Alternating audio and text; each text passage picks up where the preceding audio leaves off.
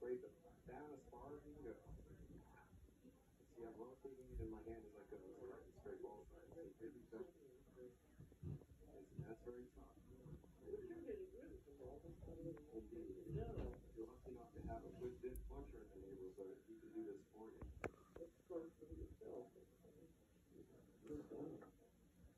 You scrape it down to get down about as far as you want to go.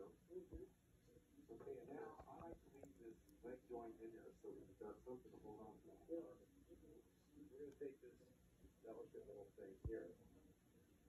Just break the leg right here above the joint.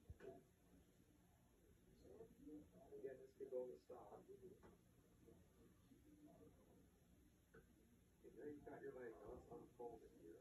Let's show you what we've got. So you've got the entire leg. You've got your thigh.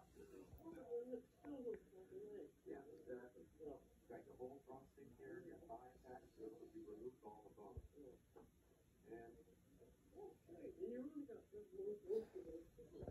indeed. Now I'm just going to make